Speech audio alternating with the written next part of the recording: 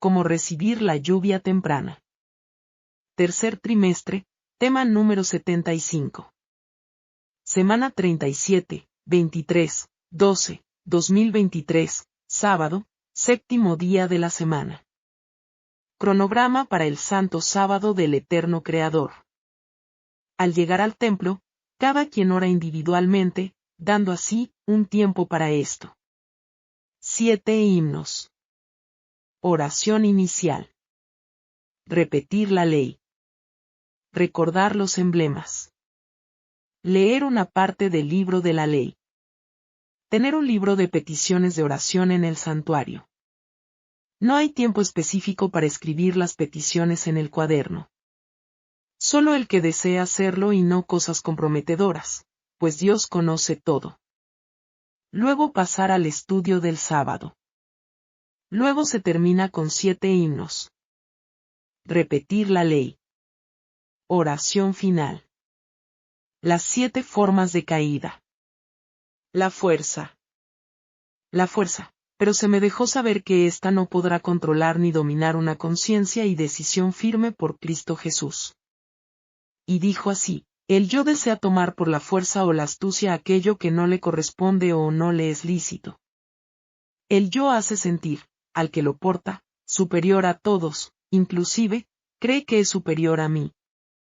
El yo maltrata verbal y físicamente a su prójimo y no se muta pues, para él, todo debe ser hecho como él dice y no como yo digo. Mortal engaño satánico. Sentimentalismo.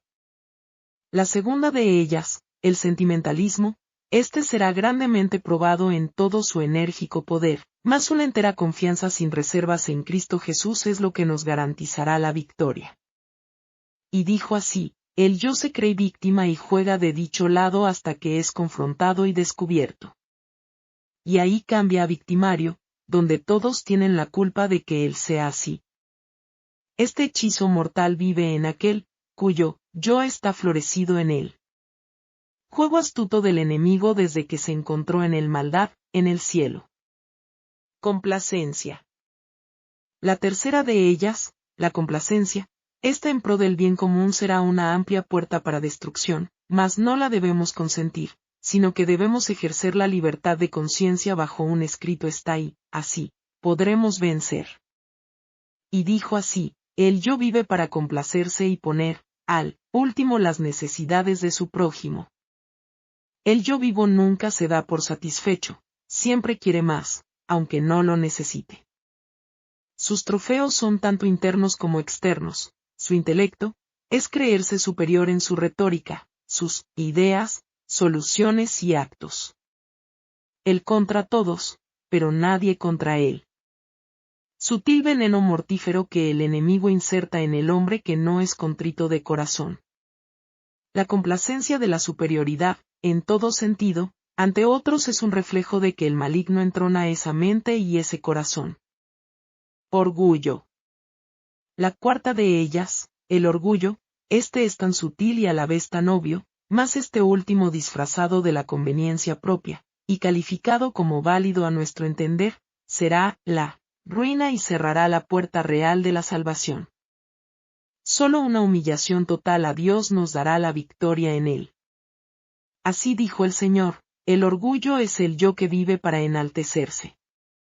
Orgulloso de tener lo mejor, de llamar la atención para sí entre todos.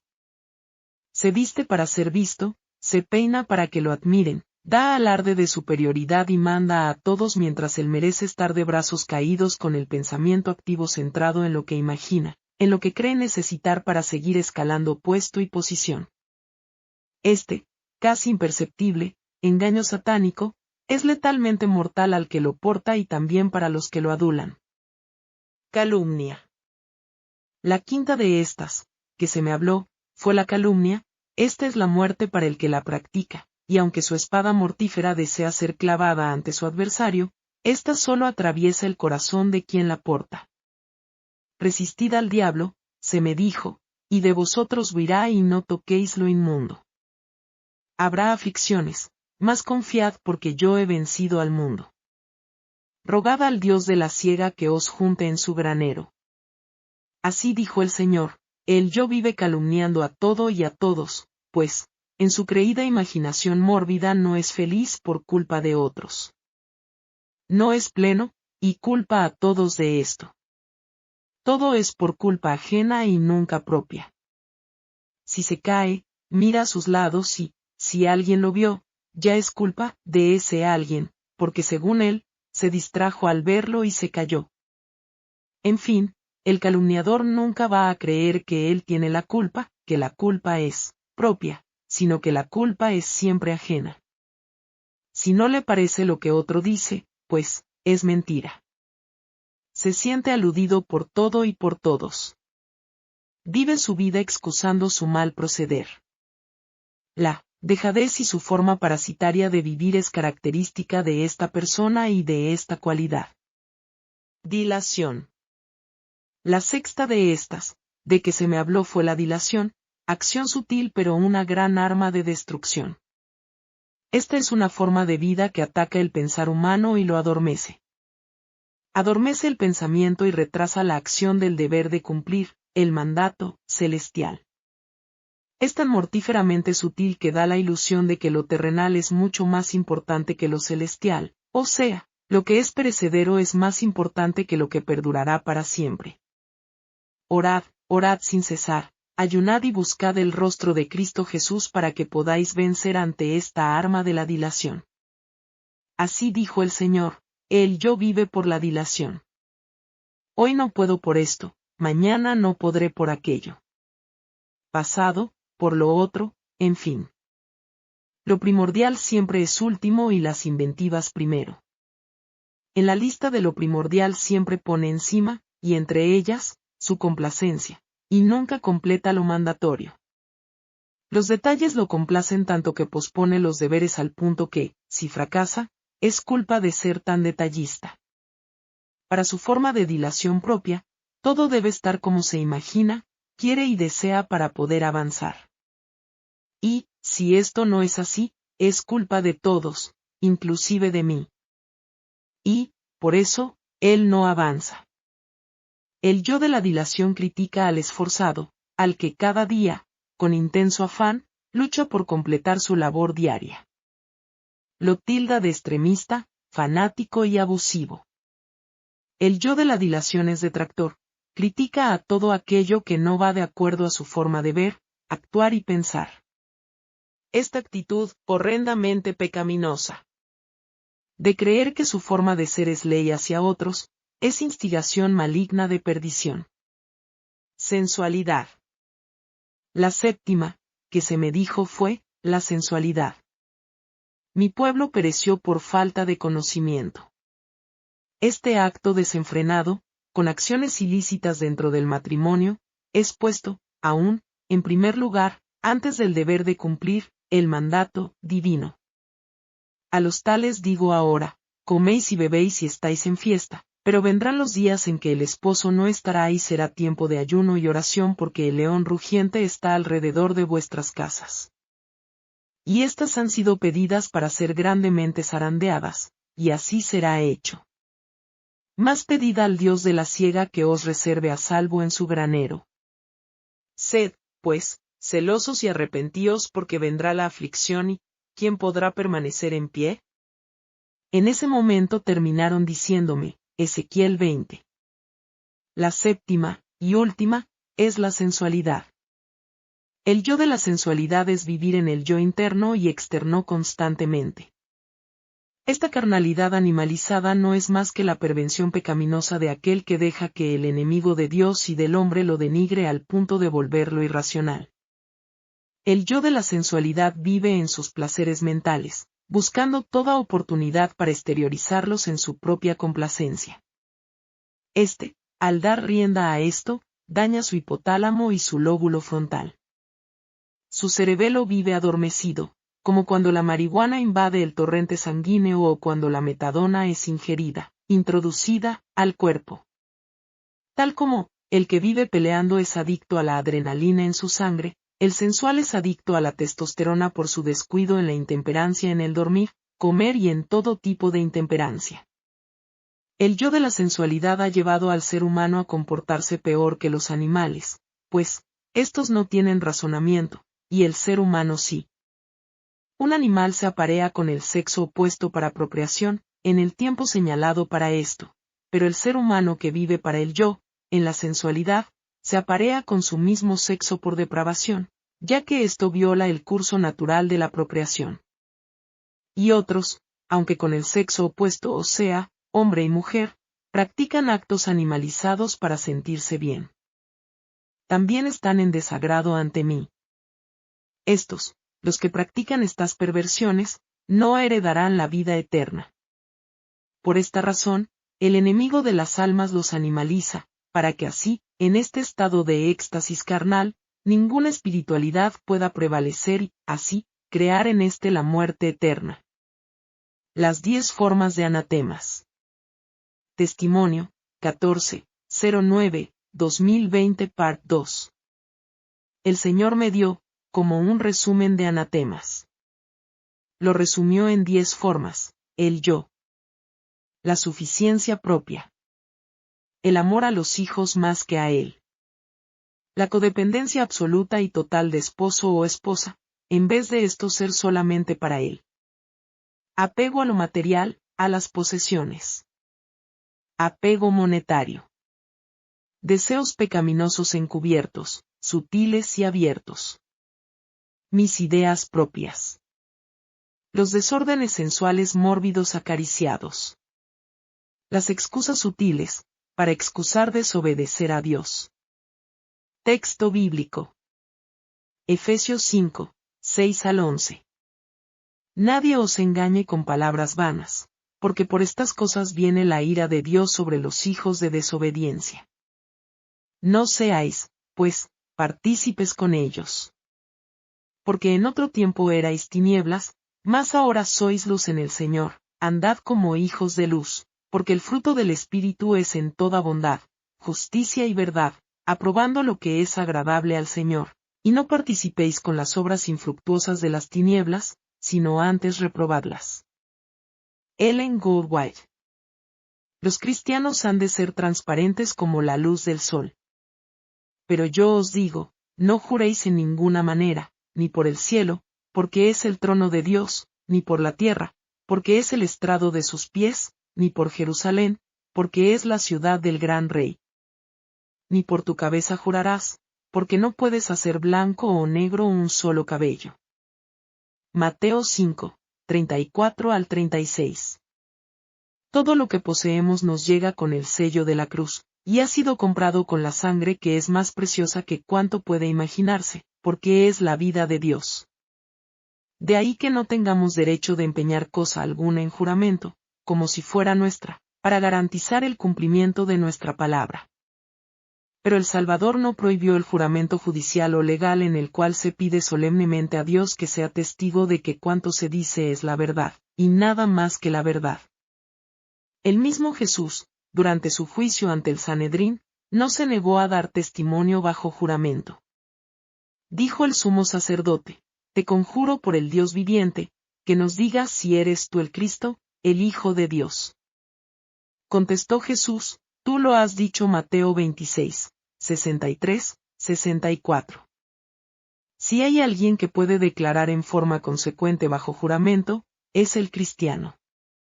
Vive continuamente como en la presencia de Dios, seguro de que todo pensamiento es visible a los ojos de aquel con quien tenemos que ver, y cuando ello le es requerido legalmente, le es lícito pedir que Dios sea testigo de que lo que dice es la verdad, y nada más que la verdad.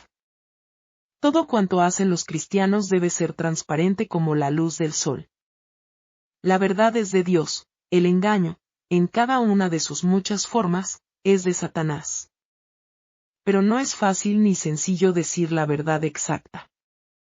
No podemos decirla a menos que la sepamos, y cuántas veces las opiniones preconcebidas, el prejuicio mental, el conocimiento imperfecto, los errores de juicio impiden que tengamos una comprensión correcta de los asuntos que nos atañen.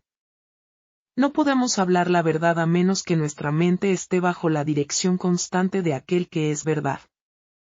Por medio del apóstol Pablo, Cristo nos ruega: sea vuestra palabra siempre con gracia. Ninguna palabra corrompida salga de vuestra boca, sino la que sea buena para la necesaria edificación, a fin de dar gracia a los oyentes. Colosenses 4, 6, Efesios 4, 29. A la luz de estos pasajes vemos que las palabras pronunciadas por Cristo en el monte condenan la burla, la frivolidad y la conversación impúdica. Exigen que nuestras palabras sean no solamente verdaderas sino también puras. Quienes hayan aprendido de Cristo no tendrán participación en las obras infructuosas de las tinieblas. Efesios 5, 11. En su manera de hablar, tanto como en su vida, serán sencillos, sinceros y veraces porque se preparan para la comunión con los santos en cuyas bocas no fue hallada mentira. Apocalipsis 14, 5. Testimonio, 23, 06, 2019. Pastores infieles y conspiración de los dirigentes. Se me dejó saber que la lujuria y el deseo morboso existente en la humanidad es una de las causas principales de su ruina, pero más, aún, dentro del pueblo que dice ser el pueblo de Dios. Se me mostró una gran sala de conferencia y, en ella, varias personas desde muy estudiados hasta iletrados. Mientras observaba, vi cómo, muchos, comenzaban a pararse y a salir de aquel lugar, pues el evento había acabado. El expositor estuvo alrededor de una hora hablando, pero sus palabras vanas y sin razón no lograron el efecto deseado por el cielo, en los corazones ni en la mente. Me levanté y fui al frente, y le dije al que había predicado, ¿por qué no habla con sustancia? Y me contestó, estos, todos, se perderán, así que no perderé mi tiempo echándomelos de enemigos. Solo hago mi trabajo y cumplo, y así sigo subsistiendo y proveyendo a mi familia, ¿lo entiendes? Le contesté, sí, perfectamente, así que usted es un mercenario. Al decir esto, su mirada cambió y con furia me dijo, ¿acaso eres juez entre nosotros? ¿Quién te has creído? Yo soy el doctor de la ley, yo interpreto la Biblia, yo soy quien la como para luego darla, yo sé que es correcto y que no es correcto. Mira, me dijo. Y miré. Y me dijo, ¿qué ves? Y dije, una credencial pastoral. Me dijo, ¿has visto bien? ¿Y la tuya? ¿Dónde está para que te des el permiso de hablar con autoridad? Contesté, solo la sangre de Jesús, su sacrificio, su amor, su vida, su ley, sus reglas, sus mandatos, su carácter, es la autoridad. A Él sea la gloria y la alabanza por los siglos de los siglos. Amén. Enfurecido, trató de golpearme, mas mi acompañante lo detuvo y cayó al suelo. Dijo mi acompañante, la arrogancia es maligna, y se hace creer más que el Rey de Reyes y Señor de Señores, es semilla del mal. Dije, oh. Si estos dirigen el pueblo, ¿qué será de ellos? Y él me contestó, las ovejas conocen la voz de su buen pastor y le siguen a campos frondosamente verdes y aguas cristalinas. Observa.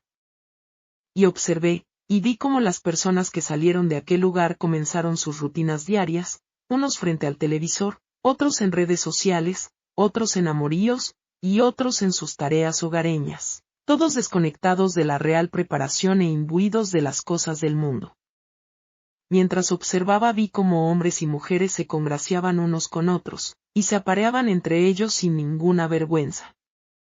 Y su pecado subía al cielo y allí quedaba registrado. Salimos de allí, fui llevada a lo que se me informó era la sede adventista del séptimo día. Allí vi, en conferencia, varias personas. De entre ellos conocí a dos, el presidente de los adventistas del séptimo día mundial, el pastor Chad Wilson, y la persona que es encargada de relaciones públicas de la Iglesia Adventista del séptimo día a nivel mundial. Era alto, moreno, de espejuelos. Los demás, no los conocí, pero allí estaban. Ellos estaban tomando muchas decisiones, sin ser, estas, avaladas o aprobadas por Dios. Y, de esta cabeza, bajaba a las ramas. Hablaban del movimiento espiritista, del movimiento de enseñanza del santuario, del ecumenismo, del homosexualismo, mas no hablaban en el sentido de preocupación, más bien en el sentido de aceptación y alegre acogida bajo el manto de la grande y beneficiosa unidad. Mientras observaba y oía esto, les oía hacer planes solapados para una infiltrada aceptación de cada uno de estos puntos. El espiritismo, dijo uno, hemos tenido mucha aceptación con formación espiritual, la oración contemplativa, y la meditación profunda. Otro habló acerca del santuario y dijo, hemos atacado a las fiestas del tiempo profético de Dios, esto no se sabe, y estas generaciones no entienden absolutamente nada, esto es bueno. El cambio de eventos proféticos, de que aún no es el fin, y que nuestro Señor no viene ya y que aún tarda, ha sido una clave en esto. Oí a otro hablar acerca del homosexualismo, no rechacéis a nadie, decían, estos también son nuestros hermanos, en Cristo Jesús, y el Señor se encargará de sus desvaríos, solo nos toca aceptar el paquete como viene y avanzar. Todo hablaban diciendo que esto había sido un gran éxito entre ellos. Pero un cuarto habló, aquí habló el personaje de relaciones públicas de la Iglesia Adventista del Séptimo Día, que era alto, moreno, de espejuelos. Él habló acerca del tópico del ecumenismo y dejó saber que había un punto en el cual no habían cumplido y tenían que, inminentemente, cumplir. Dijo que debían ser de mente abierta las personas y promover grandemente el amor por todo y por todos. Ser tolerantes, en todo sentido, en pro de la unidad era su lema. Así que, mientras ellos hablaban esto, y estaban conferenciando estos puntos en perfecta unanimidad, un letrero suspendido en el aire en medio de ellos apareció, y todos asombrados y espantados lo miraban. Grandes letras escritas en él leían así, por 3 pecados de Judá y por el 4 no revocaré su castigo, porque menospreciaron la ley de Jehová, y no guardaron sus decretos, y porque les hicieron errar en sus mentiras tras las cuales anduvieron sus padres, por tanto, enviaré fuego a Judá y devorará los palacios de Jerusalén. Amós 2, 4, 5. Ellos miraban perplejos este letrero y sus rostros estaban pálidos. Entonces vi que uno de ellos se envalentonó y con una gran manta tapó el letrero, y dijo, es hora. Y todos brindaron, y regocijados exclamaron, así es. Entonces esta persona, que era alta, morena, de espejuelos, líder de relaciones públicas de la Iglesia Adventista del Séptimo Día Mundial, dijo, ¿cómo vamos a lograr? ¿Cómo vamos a lograr que se guarde el primer día en nuestras filas? ¿Quién puede decirme una recomendación? Todos se quedaron mirando, no sabían qué decir, buscaban como en su mente, pero no salía ninguna palabra. Pero él mismo dijo, ya sé cómo lo haremos, recuerden a Escocia e Inglaterra. En ese momento yo decía, ¿qué es Escocia y qué es Inglaterra? Pero mientras yo estaba pensando en esto, se me vino a la mente lo que había dicho este personaje anteriormente, y pregunté, ¿de qué es hora? Y me contestó, escucha. Y oí decir a uno, bueno, colegas, ¿somos ahora ecuménicos o no? Pues, si es así, trabajemos más arduamente en el cambio, ya logramos tener a todos muy ocupados en las actividades del sábado, ahora hay que buscar la forma que en el primer día, vengan a adorar, recordando que esto es parte del pacto ecuménico. Todos aceptaron con la cabeza, y vi cómo esto fue solapadamente introducido con una astucia infernal, y el pueblo caía sin notarlo. Pregunté, ¿por qué no se dan cuenta? Y me contestó, solo los entendidos entenderán. Y le dije, por favor, déjame advertirles. Y me dijo, ve. Fui, y les exhorté con voz fuerte y quebranto de espíritu. Pero mis esfuerzos eran inútiles, aquella manada era diferente, era totalmente dependiente de sus líderes, y lo que éstos hacían y decían, ellos lo reflejaban con gran exactitud. Lloré amargamente pues me sentí impotente ante aquel camino de perdición que llevaban. Entonces, dijo mi acompañante, maldito el hombre que confía en el hombre. Jeremías 17, 5. Salimos de ahí, y fui llevada a grandes, escarpadas, montañas. Allí entre el pueblo que obedece el Rey de Reyes y Señor de Señores, orábamos, cantábamos, alabábamos al Rey del universo día y noche, y aún más, en especial, en su santo sábado. Allí comíamos maná fresco y bebíamos de las aguas cristalinas. Ángeles comisionados en gloria nos custodiaban para mantener al mal al margen, mientras la imagen del Hijo del Hombre terminaba de ser plasmada en nuestros rostros, y en nosotros. Fue maravillosa aquella escena de real paz, en humillación y ruego a los pies del Maestro. Me dijo, habla y no calles. Oh, cuánto diera yo, si se pudiera saber, para que todos entendieran que la apostasía omega está en gran apogeo, y que el que quiera ser salvo debe salir de ella. No hay palabras para describir la tristeza de mi corazón al ver que niños, jóvenes y adultos pierden su salvación por las cosas efímeras de esta vida. Mi ser me duele al saber que Canaán está a las puertas y muchos la desprecian.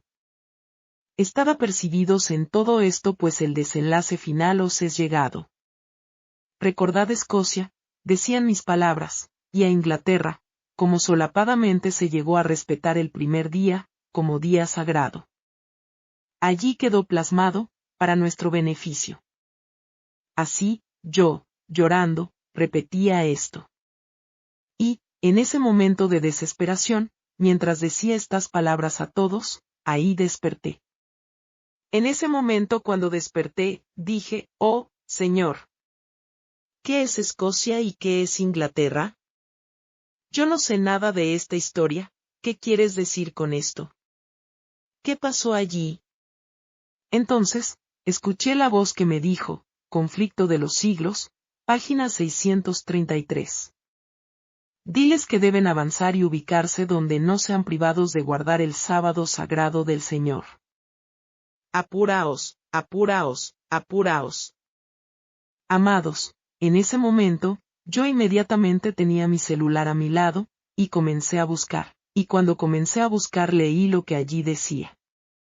Y luego busqué en el Conflicto de los siglos, el que es de tapa dura, que es ilustrado, y allí pude ver que la página 633, al final en la parte de abajo, comienza a hablar de estos planes que se llevaron allí, en Escocia e Inglaterra.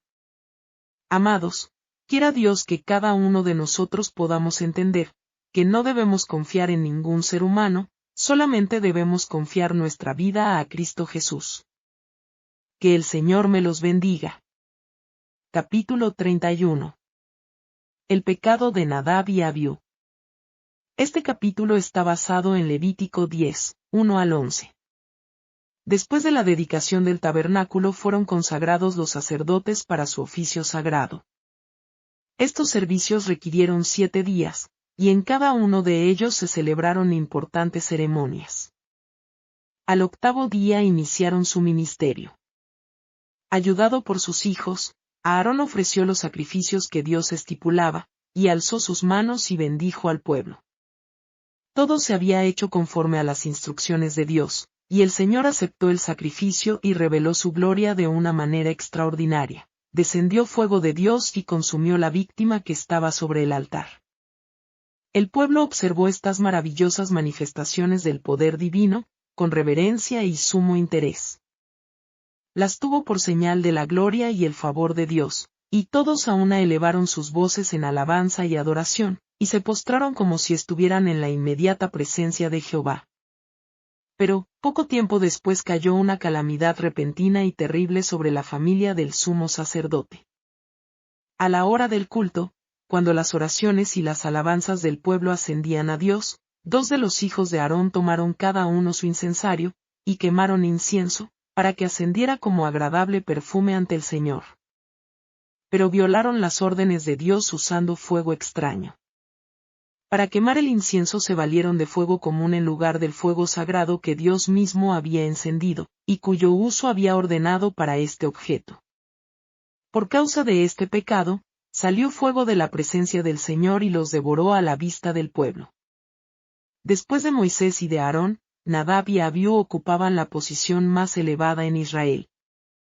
Habían sido especialmente honrados por el Señor, Y juntamente con los 70 ancianos se les permitió contemplar su gloria en el monte. Pero su transgresión no debía disculparse ni considerarse con ligereza. Todo aquello hacía su pecado aún más grave. Por el hecho de que los hombres hayan recibido gran luz, y como los príncipes de Israel, hayan ascendido al monte, hayan gozado de la comunión con Dios y hayan morado en la luz de su gloria. No deben lisonjearse de que pueden pecar impunemente. No deben creer que porque fueron honrados de esa forma, Dios no castigará estrictamente su iniquidad. Este es un engaño fatal. La gran luz y los privilegios otorgados demandan reciprocidad, que debe manifestarse en una virtud y santidad correspondientes a la luz recibida. Dios no aceptará nada menos que esto. Las grandes bendiciones o privilegios no deben adormecer a los hombres en la seguridad o la negligencia. Nunca deben dar licencia para pecar, ni deben creer los favorecidos que Dios no será estricto con ellos. Todas las ventajas que Dios concede son medios suyos para dar ardor al espíritu, celo al esfuerzo y vigor en el cumplimiento de su santa voluntad. En su juventud, Nadab y Abiú no fueron educados para que desarrollaran hábitos de dominio propio. La disposición indulgente del padre, su falta de firmeza en lo recto, lo habían llevado a descuidar la disciplina de sus hijos. Les había permitido seguir sus propias inclinaciones. Los hábitos de complacencia propia, practicados durante mucho tiempo, los dominaban de tal manera que ni la responsabilidad del cargo más sagrado tenía poder para romperlos. No se les había enseñado a respetar la autoridad de su padre, y por eso no comprendían la necesidad de ser fieles en su obediencia a los requisitos de Dios. La indulgencia equivocada de Aarón respecto a sus hijos, los preparó para que fueran objeto del castigo divino. Dios quiso enseñar al pueblo que debía acercarse a él con toda reverencia y veneración y exactamente como él indicaba. El Señor no puede aceptar una obediencia parcial. No bastaba que en el solemne tiempo del culto se hiciera casi todo como él había ordenado. Dios ha pronunciado una maldición sobre los que se alejan de sus mandamientos y no establecen diferencia entre las cosas comunes y las santas. Declara por medio del profeta: ay de los que a lo malo dicen bueno y a lo bueno malo, que hacen de la luz tinieblas.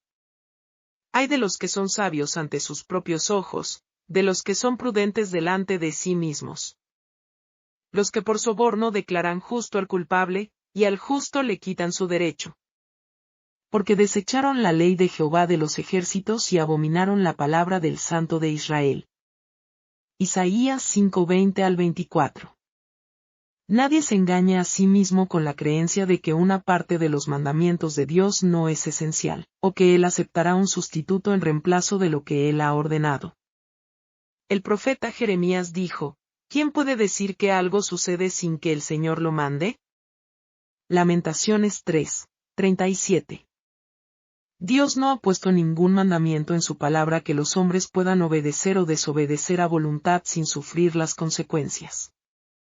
Si el hombre elige cualquier otro camino que no sea el de la estricta obediencia, encontrará que su fin son caminos de muerte. Proverbios 14:12.